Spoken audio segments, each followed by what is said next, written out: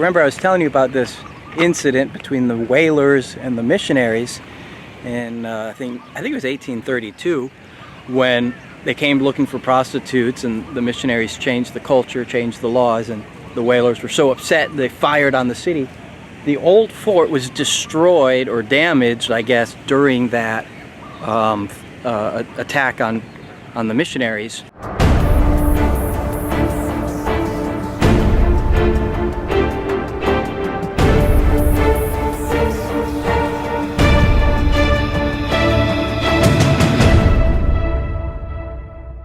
Okay, JesseMorrell here. This is the busy town of Lahaina. You can see all the stores. It's a pretty historic town.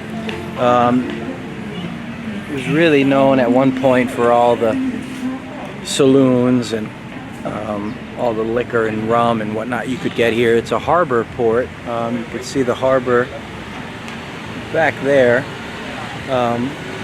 Going back to the 1800s with the whaling industry, and right behind me is the historic Baldwin Missionary House. This is where the missionaries first landed to bring the gospel to Maui, and it being the harbor port and all. And there's a particular queen, was the first woman who converted to Christianity. I'm not going to try and pronounce her name.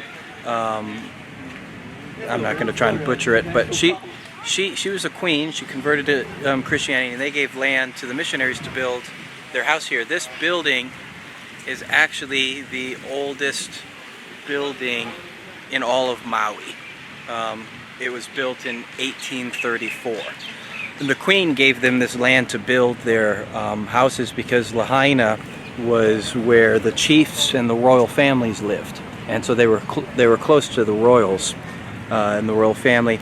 There's a story that when the Christian missionaries first came here, the natives actually had already rejected their native animalistic religion, and that they were burning their idols, and the missionaries saw the smoke rising and burning as they were arriving. So they were ready to accept Christianity when the missionaries first arrived. At least that's what I heard. But the missionaries, like this behind me, was a medical missionary, so they helped with things like smallpox and all the sicknesses. So they brought a lot of good here. But it goes to show, like the atheists who try and blame Christianity for all the evils of history and say religion's a plague and a cancer in society. The fact is, it's Christianity that brings culture and civilization all across the world. It was Christianity that civilized the Vikings, for example, and the medical missionaries here in Hawaii who came. They established schools, and Hawaii, under the influence of the missionaries, became one of the, or I think it was like the most literate nation in the world, even more literate than the United States, which of course Hawaii is part of the United States now, but it wasn't then. And so the spread of Christianity here was a good thing. Obviously, not just saving them out of their paganism and assume the pagan native Hawaiians had even human sacrifices and things like that, but the spread of medical knowledge, of not just religion but mechanics, mathematics, and things like that. Actually, here in Lahaina, like I said, this particular town, and I'll show you some of the downtown, this particular town was known for their saloons. The whalers were here first, the merchants were here first before the missionaries were here. The missionaries came from New England, Connecticut, which is where I'm from. And the whalers brought, their debauchery and corruption. They particularly liked Lahaina. Lahaina was known for the prostitution, the women who would go aboard the ships. So when the missionaries came and the culture changed and the laws changed, the whalers showed up expecting their normal debauchery, but instead they found that there were laws that now were against prostitution. So they had a little scuffle between the missionaries and the whalers. Even they said something about like knives and were drawn or something. The whalers went back to their ships, but they ended up firing on the town from their ships. Of course, they're out at sea for months or years and expecting to come on land and have their time with women, only to find the community and culture had been changed through Christianity. So they were pretty upset. Couldn't get their rum, couldn't get their prostitutes, and so they fired on the city. But again, it goes to show the positive influence that Christianity has on societies, that to deliver Lahaina out of their debauchery of prostitution and rum. Of course, I mean, it's pretty much back there now. It's a party scene. I was preaching right over there, street preaching, a few nights ago for a nightlife, and there's drunks everywhere stumbling around, all the tourists and stuff. But that's pretty cool. That's the Baldwin House here in Lahaina, oldest structure in Maui, and historical medical missionaries. There's also a church I'm going to show you if I have time today, which is the oldest church first established in Maui. The original got burnt down, but I'll tell you more about that later. So, something else to tell you about the missionary influence. Obviously bringing lots of good to the islands of Hawaii. But all the hippies that are here now, they talk badly about the missionaries, like we came and ruined their culture here. They prefer the native paganism and the, worshiping the rocks and the trees and the sand type of a thing. And they even blame the missionaries for the thorn bushes that are thorn trees on the beaches, that, the missionaries planted those to keep the women off the beaches. And, it's not true, but it's controversial if you talk to people today about the missionaries that came to Hawaii. The natives welcomed Christianity with open arms. It was a religion of love as opposed to a religion of fear and death and human sacrifice and all the other mythologies of the Hawaiian natives. And so the natives are still identify as Christians. In fact, we had someone attack us up in Alaska, and it was a native Hawaiian who came to physically protect us and to aid us all the way up there in Alaska. So the natives still identify culturally as Christian, but all these hippies who come to the islands try and bash the influence of Christianity and the missionaries speak pretty badly of them. But anyways, it's pretty awesome to be. This was the missionary headquarters for Maui, the original, landing point for the spread of Christianity in this island. And it's a beautiful location. That's why the Royals lived here, and that's why the Royals gave land to the missionaries to build here. It's just a beautiful, beautiful town. There's a tree over here I'll show you. It's the banyan tree. It's enormous, and I don't know what year I don't know how old it is, but it was probably here in the 1820s when the missionaries first got here. That's how old and giant this tree is. I'm going to show you. My wife and kids are over here, so I'll show you what that looks like. Now, it's right behind the old Lahaina courthouse. Be a nice park to preach in. Right there. You can see all these shops. Alright, so this is the banyan tree.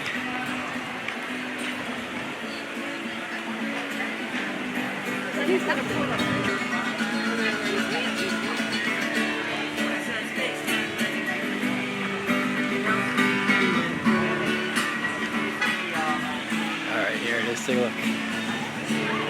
It's a nice park, but I'll show you the giant tree in the middle. It's beautiful.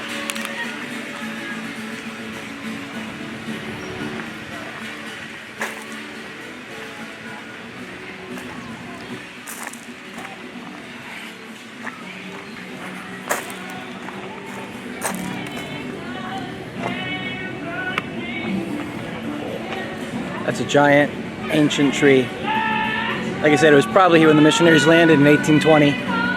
the natives and the royals probably hung out here. It's just part of the beautiful scenery of Lahaina. In the harbor. It's just over there. So if you ever get a chance to come to Lahaina, there's a banyan tree. Good place for outreach. Got lots of musicians playing. Lots of benches. Lots of people hanging around. I'm gonna find my kids now.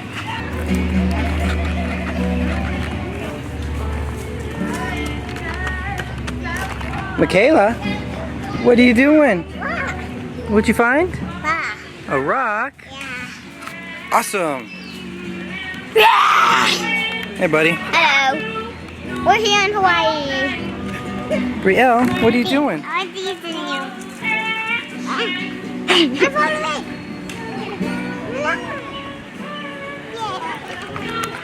So there's the family. I found them. You want to say goodbye? Say aloha. Can you say aloha?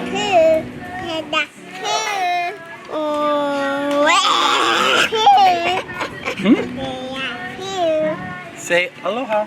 Aloha. Say I don't know what to say. Aloha. Okay, this behind me is the ruins of the old fort made out of coral blocks. It's pretty cool. Obviously it's very deteriorated, but remember I was telling you about this incident between the whalers and the missionaries, and I think it was 1832 when they came looking for prostitutes, and the missionaries changed the culture, changed the laws, and the whalers were so upset they fired on the city.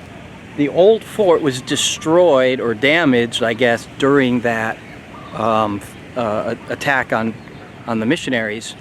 And so as a result, the governor of Maui had this rebuilt, and this is the remains of what was rebuilt.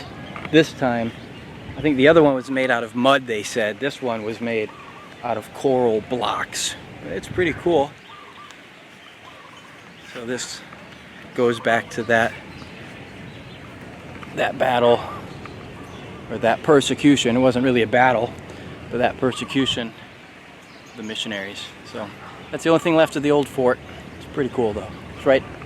I guess they salvaged a bunch of old sunken cannons from foreign ships that had sunken off of the coast of Hawaii, and they mounted some of these cannons throughout the harbor here in certain areas, but they really didn't use them except maybe to fire on birthdays and celebrations, it said. So, all right.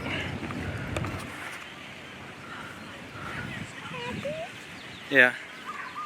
What do you think of the old fort? Yeah, it's cool. It's pretty big? Yeah. Do you know what they did with that? The boat.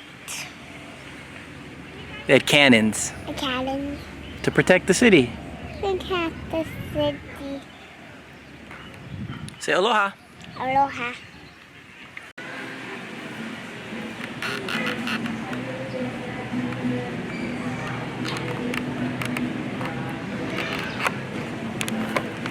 Okay, a little update. I read the plaque about the banyan tree back there, is that it was planted in 1873 in commemoration of the 50th year anniversary of the Christian mission, which was, you know, like the Baldwin House in that area. The Christian mission that was started here under the order of the Queen. Like I said, I'm not going to try and pronounce her name, I'll get it wrong. But they planted that for the 50th year anniversary of the Christian mission. So it just goes to show you how the natives loved and willingly embraced Christianity, the Queen, the community. They outlawed the old pagan religion. Oh, I'm sorry. You can get a good shot of it over here. So if it was planted in 1873, then this is like 150 years old. It's pretty cool.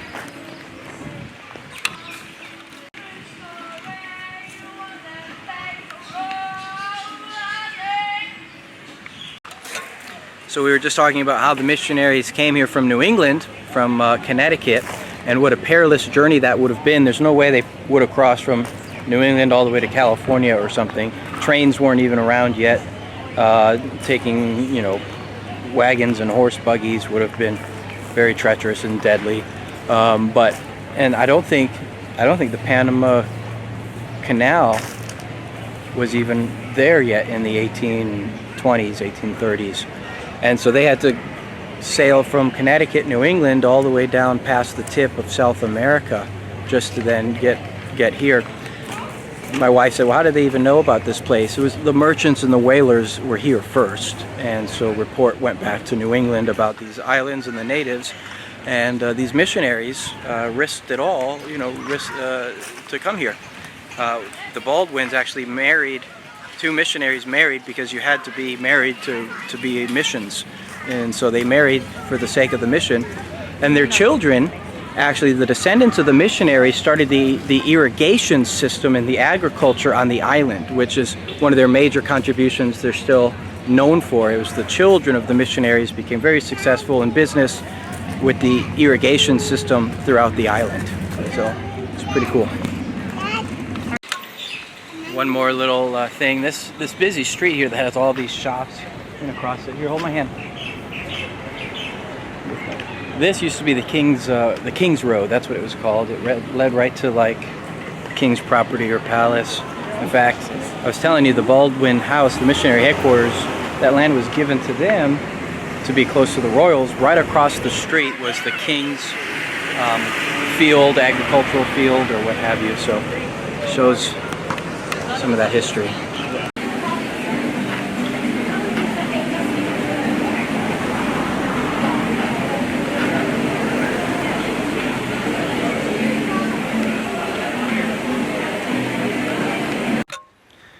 All right behind me there is the very first church of Maui. Actually, it's pretty cool. This was founded in like 1823. Again, the first church on the whole island. It was built right next to this sacred pond. I don't know where that is, but this is the cemetery. Now, the sacred pond, it was sacred, you know, before the church got here. It's considered sacred by the local Hawaiians. It was also the area, or I think it actually said online, the residency of the king. And so this is the cemetery. I don't know if that's the pond over there. But the royal family is buried, the royal family of the Kingdom of Hawaii, because the king had united all the islands for the first time ever, created the Kingdom of Hawaii, and buried here in this cemetery. You can see the church now. It's pretty cool. It's got some glass windows you can see into the sanctuary. You can actually come here and worship on Sunday. I did not, and I'm not going to get the chance. I don't know if it's any good. But this is not the original structure. Actually, it's the original site, but the original building burnt down. And I guess there was a series of different calamities, different problems. However, the original bell of the church, right there, it's the original bell that was restored and used here. Also was reading about there's an epidemic of smallpox back in 1850s. The Baldwin missionaries, medical missionaries, were able to save the Hawaiians from this smallpox epidemic. But it looks like there's a good amount of tourists that do come here to check it out. Again, this is the very first church of Maui, and the royal family was built here, so you could see the influence that Christianity had with the royal family. And behind is such a beautiful scene of all the mountains. So it's a beautiful spot. Amen. God bless you guys. Things he puts this in Honolulu, but this is it. This is the original church in the islands. Yeah. This fellow over here was looking at these graves. Yeah, she's from Lyme. That's Connecticut. I'm from Connecticut. Oh, no kidding. Yeah, that was a sailor and his wife and 2 children.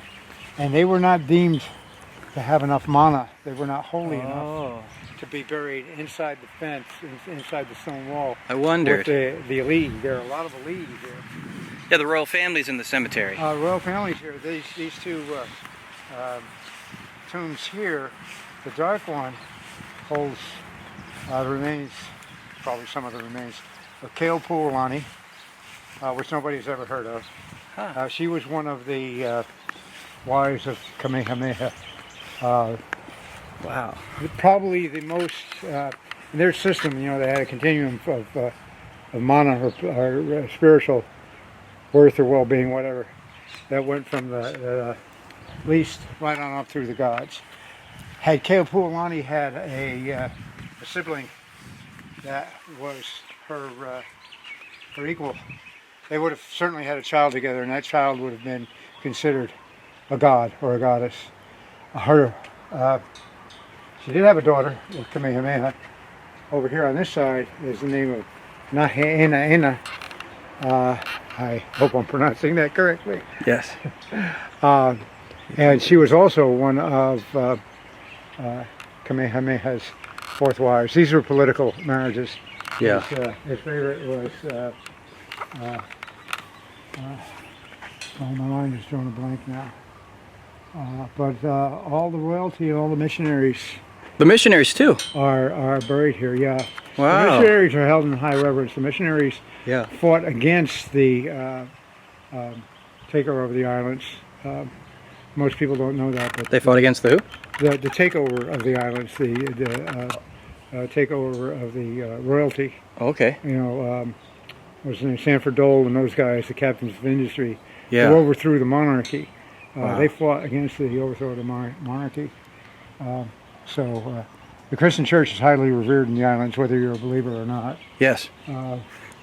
And I think, Yeah, the natives still culturally identify as Christian too. oh, very much Very so. strongly. Not their paganism, which is No. what the hippies want, but Keopuolani was converted on her deathbed, and uttered the words, "No longer worship the wooden gods." yeah. And they take, you know, your queen.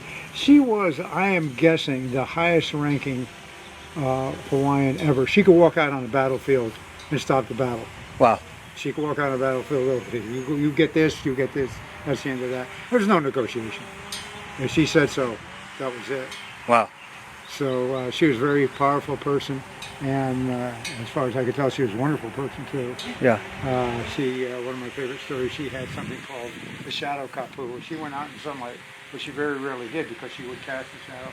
And if her shadow fell on you, that was an instant sentence of death, but she would never allow it Wow. to be carried out. She would jog, however, and there was one instance where the daughter of one of the elite wanted to run up and give her flowers or something like that. Anyway, crossed her shadow, Yeah. and there was a gasp, collective gasp, and she said, no, we're not doing that. Yeah, she was a marvelous person as far as I could tell. And So are you a member here? Do you? I am not technically a member. I'm what they call a friend of the church. I won't join. I see. It's my own business. Yeah, yeah. But I worship here virtually every Sunday. Okay. You can count Sundays I'm missing on the fingers of one hand in any given year. So yeah, I happen to be here at Birmingham. I happen to be here with a friend from London, and he's got one of those gizmos. The drone? And he's doing That's his drone. photographs. Yeah. He's doing a whole bunch of photographs. Now, where's this sacred pond that I read about? Oh, it is. I will show it to you. Okay. You're right on the edge of it, because this property was right on the edge of the sacred pond. That is the valley of Moko'ula. You might want to go out front and take some pictures of that as you leave. What happened at the valley? Kau'ula is the name of the pond. And there was an island in the middle called Loco Kau'ula. It was sacred, and sometime, around the turn of the century, it was, because of abuse, people dump trash in it and stuff like that. It became a swamp, and so they filled it all in. But Friends of Moko'ula are restoring it. Okay. And Wow. this is part of it. And on the other side of this fence was all water on up in Front Street, from over there to to Dickinson Street. Yeah. Here. So that's where the pond was. Why did they regard it as sacred? Do you know? I don't know. It's probably artificial. This area is known as can't remember the name now. My mind is going. But this area was a swamp. Oh. And I think they drained it, and they who knows why they regarded it as sacred. But this would have been, this was Kamehameha's first residence, first capital, if you will. Right. And in the pond resided his guardian spirit. I see. Can't remember her name either now. But they had a concept of a guardian spirit who was an individual and mostly took human form, but had an alternate form. Do you know where the missionaries are buried? Is it marked? I do not. They are marked, but you're going to have to go. Yeah, it would for take yourself. time. Yeah. Yeah. And we had the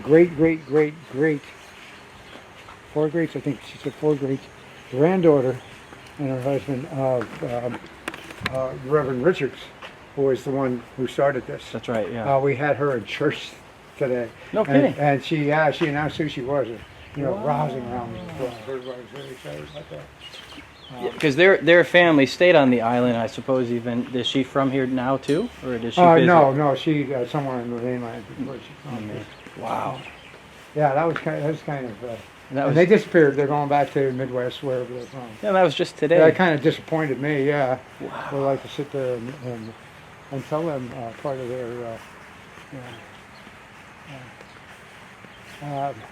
Yeah, His it's favorite amazing. wife, Kamehameha's favorite wife, was Ka'ahumanu. Okay. And you may have heard of Kama. You need to stick around because you're missing the lecture, and this is going to be on the test. Yeah. Ka'ahumanu was Kamehameha's favorite. That was a love marriage, and she inherited. He had his three sons by Keopuolani. She's buried here, the dark, whatever you call it. But when he died, the youngest, Kamehameha II, Prince Liholiho, was too young. He was like 8 years old. And so she ruled as regent for about 20 years and did a fair job. It's a bit of a heartbreaker because you had to know if he had lasted longer, things would have turned out differently. Right. Yeah, nobody was going to mess with the islands while Kamehameha was alive. But she started, ordained, one might say, the Great Mahele, the Great Sharing, and basically took lands, all of which were owned by the royalty, just like in England. Yeah. Ultimately, they were owned by royalty, and parceled them out and sold them to the visitors, to the Haole, the white folk. Right. That's who we are. And that was, I think, a really bad move. But her legacy is somewhat mixed. But she was good. She was a good administrator. If you go read their history, they only had, I think they had 10 ruling monarchs, 5 in the Kamehameha line and 5 in the. Can't remember. Oh, I'm so bad for names. Yeah. But 5 in the other line, and they were all golden. They all did things that, just really moved the ball forward. There's a word in Hawaiian, kuleana, and kuleana is like 90% responsibility, 10% authority. You have authority only because you have kuleana. You have responsibility. And all these people, Liholiho was a playboy and a drunkard until he took the throne, and he just turned it right around and became, one of their better kings. Wow. So, And the Baldwins would have worshipped here too, because this. oh yeah. This was their time, and Yeah. It was their time. You go down Front Street, there's the Baldwin House. Yeah, I was just there. I did a little video there. That's the oldest structure in the island. Yeah. It's the Baldwin House. And there's, I can't remember, Campbell Park. Yeah. The Campbells were also here.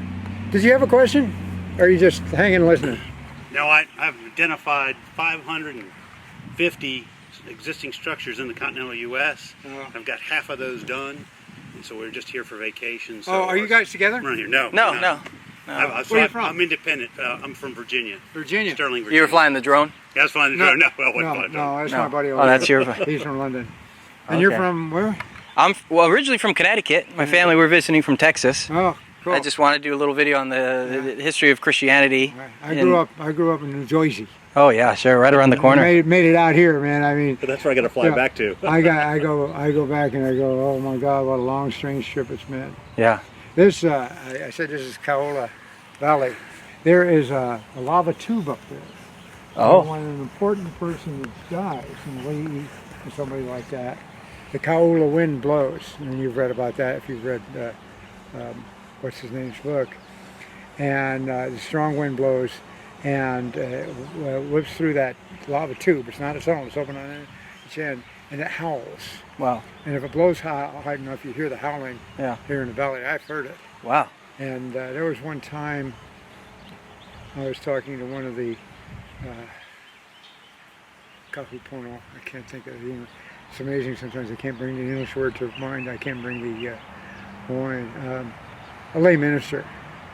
And she was talking about a fire we had here that destroyed a lot of our records. Right. Which we had recovered because they were in the Bishop Museum, Compers. And she talked about the Kaola, the wind blowing, and hearing the howling, which the Hawaiians interpreted in a favorable way. That was the singing to them of the ancient ones welcoming the newly deceased into heaven. And I said to this woman, kind of interesting, her grandfather was a minister here. And she talked about the Kaola wind blowing, and I said, so who died? And she looked at me and she said, oh my God, my grandfather. Oh wow. So, who knows? That's funny. But Wow. that's a heck of a story, But yeah, this place is just steeped in history, and it's just, Yeah. you know. What's with the mound over there? Is that? Do you know what? Oh, that's we perform hula. Well, we're supposed to perform hula. A lot of times we put a screen up and we show kids movies. Okay. But that is, I forget the name of it, but that is supposedly, and we built a building in the back there for, a changing room, and, that's backstage and everything. And that's the original bell from the original church. See, I couldn't tell you that. I think that's what I read online. I think they ring it every Sunday to start the service. Yeah. I remember one time there was an old fella, Uncle Earl, he doesn't get out and ring the bell anymore, somebody else does. But I was young enough to run, and he was young enough to ring the bell, and I'm running across the lawn here, and he's ringing it. He's about to have my Kalimai, I'm screaming at him, wait for me, Aole Pili, don't ring. And I run into the front of the church, and I stick my head out there, Maikai, okay, Pili. And I said to the congregation, I said, you're not late until Uncle Earl rings the bell. It's a new rule. I said, it's a rule.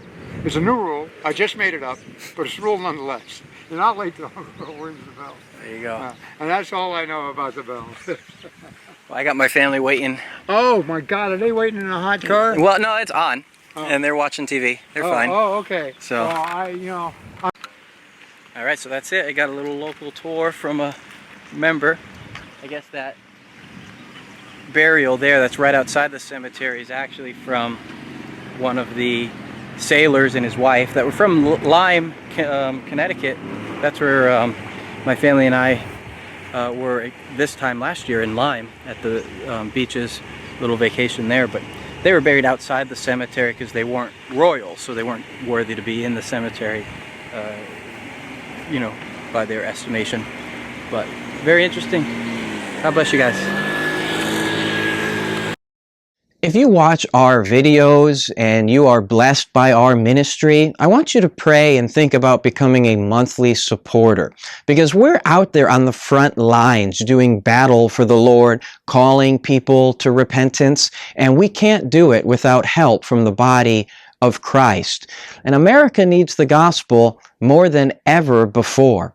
Did you know that 70% of those who were raised in Christian homes leave the faith once they go to college? These universities have become heathen factories. And amongst the millennials, 36% say they have no religious affiliation. They have no religious identity. We certainly know the problem of abortion in this country. There's something like 1.5 million abortions a year, and most Americans support abortion, but that number fluctuates. We're on the line, and you and I can make that tipping difference.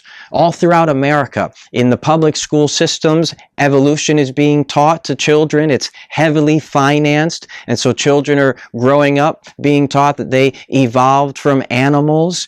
And now in the universities, 1 in 4 college students has an STD. That's 1 in 4.